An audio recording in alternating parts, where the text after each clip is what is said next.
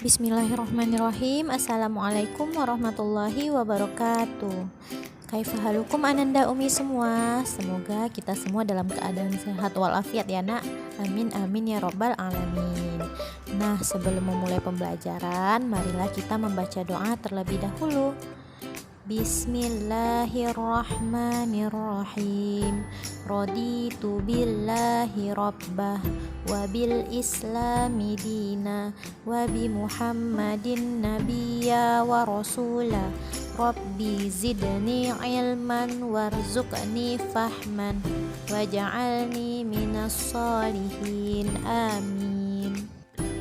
Nah, kita akan melanjutkan materi pembelajaran PAI kita, yaitu pelajaran ke-7 mengenai mari mengenal Rasul-Rasul Allah. Anak-anak Umi tahu tidak Rasul itu apa? Nah, jadi Rasul adalah seorang manusia yang diutus oleh Allah untuk menerima wahyu, dan ia berkewajiban untuk menyampaikan wahyu itu kepada umatnya. Lalu, Nabi itu apa sih?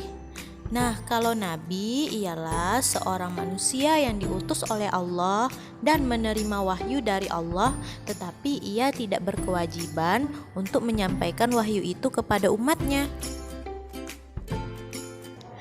Beriman kepada Rasul-Rasul Allah merupakan salah satu rukun iman, yaitu rukun iman yang keempat. Lalu, sifat-sifat Rasul itu bagaimana sih? 4 sifat-sifat wajib bagi Rasul. Yang pertama, sidik, artinya jujur dan benar. Seorang Rasul selalu benar dalam perkataan dan perbuatannya. Mustahil seorang Rasul berkata dusta ataupun bohong. Yang kedua, amanah, yang artinya dapat dipercaya. Seorang Rasul mustahil khianat. Seorang Rasul wajib menyampaikan amanah Allah kepada kaumnya. Semua perkataan, perbuatan, dan tindakan Rasul haruslah benar. Yang ketiga, tabligh, menyampaikan. Seorang Rasul harus menyampaikan pesan Allah kepada umatnya, walaupun terasa sulit ataupun dianggap membahayakan. Rasul tidak boleh menyembunyikan sesuatu yang telah diberikan Allah kepadanya. Yang keempat, fatonah, artinya cerdas, pandai, dan bijaksana. Seorang Rasul harus pandai dan cerdas akalnya, memiliki kekuatan berpikir yang tinggi, dan memiliki hati yang bersih atau akal budi yang tinggi. Dengan sifat ini, seorang Rasul dapat menyelesaikan tugas kerasulannya dengan baik. Nah, lalu anak-anak Umi tahu tidak jumlah Nabi dan Rasul itu ada berapa? Jadi sebenarnya Nabi dan Rasul itu jumlahnya sangat banyak sekali. Tetapi setidaknya kita sebagai orang muslim menghafal 25 nama Nabi dan Rasul. Nah, untuk memudah anak-anak Umi menghafal, silakan simak lagu berikut ya.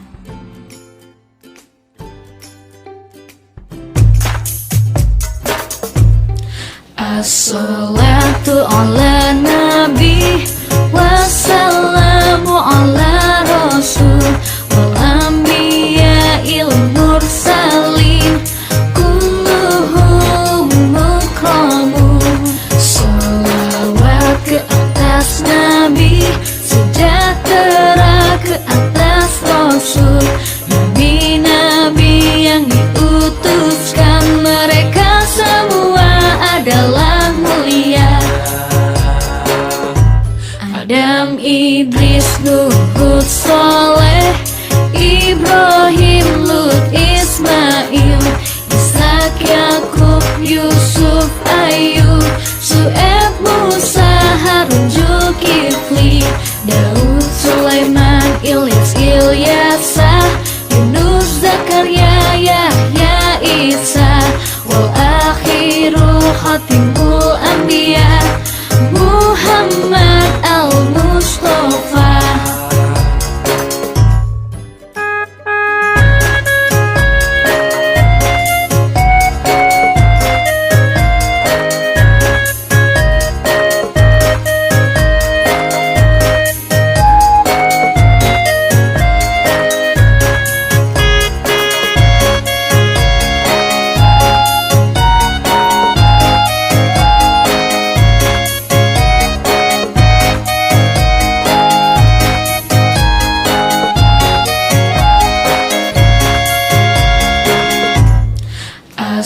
Salawatu ala nabi wassalamu ala rasul wal anbiya'il mursalin kulluhum mukramun. Salawat ke atas nabi, sejahtera ke atas rasul, nabi-nabi yang diutuskan, mereka semua adalah mulia. Adam, Idris, Nuh, Hud, Saleh, Ibrahim, Lut, Ismail, Ishak, Yakub, Yusuf, Ayub, Syuaib, Musa, Harun, Zulkifli, Daud, Sulaiman, Ilyas, Ilyasa, Yunus, Zakaria, Yahya, Isa, wal akhiru khatimul anbiya Muhammad al-Mustafa. Nah, anak-anak Umi, di antara 25 nabi dan rasul yang telah kita sebutkan tadi, ada 5 nabi dan rasul yang memiliki kedudukan yang spesial, yaitu mereka disebut dengan rasul ulul azmi. Jadi, apa sih rasul ulul azmi itu? Nah, rasul ulul azmi merupakan rasul yang memiliki keistimewaan, antara lain kesabaran, ketabahan, dan keberaniannya dalam menyampaikan dakwah kepada kaumnya. Selain itu, Allah memberikan mukjizat kepada rasul ulul azmi untuk melaksanakan tugasnya. Mukjizat itu adalah kemampuan luar biasa yang dimiliki oleh rasul atas izin Allah. Nah, siapa sajakah kelima rasul ulul azmi itu? Nah, kita bisa singkat dengan NIMIM supaya Ananda Umi mudah untuk mengingatnya. NIMIM ini antara lain N. Nabi Nuh alaihissalam, I. Nabi Ibrahim alaihissalam, M. Nabi Musa alaihissalam, I. Nabi Isa alaihissalam, dan M. Nabi Muhammad sallallahu alaihi wasallam, penutup para nabi. Nah, kita akan membahas sedikit cerita tentang kelima rasul ulul azmi ini. Kenapa sih mereka disebut rasul ulul azmi? Oke, silahkan Ananda simak ya. Nah, coba Ananda perhatikan gambar yang ada pada video. Nah, di situ Ananda lihat kalau itu adalah gambar sebuah perahu atau kapal. Nah, kira-kira kisah Nabi apa sih yang berkaitan dengan perahu atau kapal? Iya, benar sekali, Nabi Nuh alaihi salam. Nabi Nuh alaihissalam ini memiliki kesabaran yang sangat luar biasa dalam menghadapi kaumnya. Beliau mengajak kaumnya untuk beriman dan menyembah kepada Allah Subhanahu wa Ta'ala, serta meninggalkan berhala. Tetapi kaumnya ini menolak dan sombong, hingga pada akhirnya Allah menenggelamkan mereka dalam sebuah banjir yang sangat besar. Namun tidak semua kaumnya yang tenggelam. Ada beberapa kaumnya yang beriman yang Allah perintahkan kepada Nabi Nuh untuk mengajak kaumnya yang beriman untuk menaiki kapal yang telah dibuat oleh Nabi Nuh sehingga mereka bisa selamat. Oke, selanjutnya, kira-kira kisah Nabi siapa ya pada gambar yang terlihat dalam video ini? Nah, benar sekali, yaitu Nabi Ibrahim alaihissalam. Nabi Ibrahim alaihissalam tidak pernah menyerah untuk mengajak kaumnya menyembah kepada Allah Subhanahu wa Ta'ala. Namun, kaumnya menolak. Pada akhirnya, Nabi Ibrahim menghancurkan berhala. Dan pada saat itu, ada seorang raja bernama Namrud. Ia marah serta memerintahkan tentaranya untuk menangkap Nabi Ibrahim dan membakar Nabi Ibrahim hidup-hidup.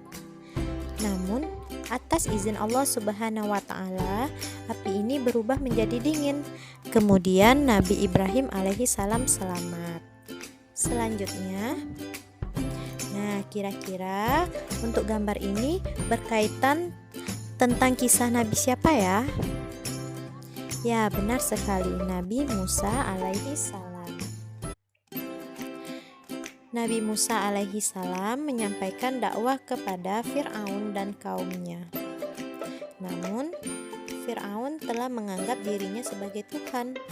Allah Subhanahu wa Ta'ala memberikan mukjizat kepada Nabi Musa alaihissalam berupa tongkat yang dapat membelah Laut Merah, sehingga Nabi Musa alaihissalam dan kaumnya dapat selamat dari kejaran Fir'aun dan bala tentaranya. Nah, sedangkan Fir'aun dan bala tentaranya itu tenggelam di lautan. Nah, selanjutnya yaitu kisah Nabi Isa alaihi salam. Ketika masih bayi, Allah Subhanahu wa Ta'ala memberikan mukjizat kepada Nabi Isa untuk bisa berbicara. Nah, mukjizat ini bertujuan untuk menjawab tuduhan atau menghapus tuduhan dan fitnah kepada ibunya, yaitu Siti Maryam. Nabi Isa alaihi salam juga dapat sebuah mukjizat berupa kitab Injil, lalu dapat mendatangkan makanan dari langit, dapat menyembuhkan orang yang sakit buta dan kusta, dan dapat menghidupkan orang yang telah mati. Terakhir ialah kisah Nabi Muhammad SAW. Nabi Muhammad SAW merupakan nabi terakhir dan menjadi rahmat bagi seluruh alam.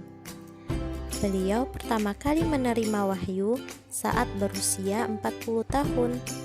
Kemudian selama 23 tahun berdakwah, beliau banyak menerima cobaan dan tantangan dari kaum musyrikin.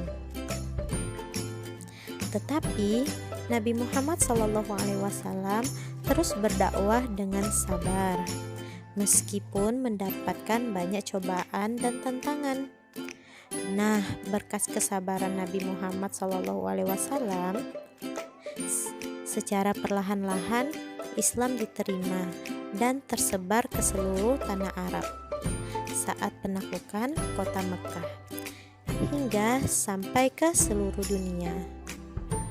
Mukjizat yang diterima beliau sangat banyak, di antaranya dapat membelah bulan, perjalanan Isra Mi'raj, sela-sela jarinya dapat mengeluarkan air, dan mukjizatnya yang sampai saat ini bisa kita rasakan, yaitu sebuah kitab suci Al-Quran yang merupakan petunjuk hidup bagi seluruh manusia.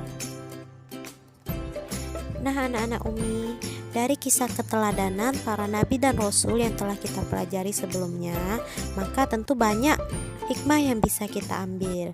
Antara lain, yang pertama, menyempurnakan iman kita. Yang kedua, menambah kecintaan kita kepada Rasul. Yang ketiga, menjadikan Rasul sebagai suri teladan. Yang keempat, mendorong diri kita untuk melakukan kebaikan-kebaikan. Dan tentu banyak hikmah lainnya yang bisa kita ambil dalam beriman kepada Rasul. Nah, sampai di sini materi kita mengenai beriman kepada Rasulullah. Semoga apa yang Umi sampaikan dapat Ananda terima ya, Nak. Syukron kepada Ananda Umi yang telah menyimak. Jika ada kata-kata Umi yang salah, mohon dimaafkan. Umi tutup dengan afwan minkum. Assalamualaikum warahmatullahi wabarakatuh.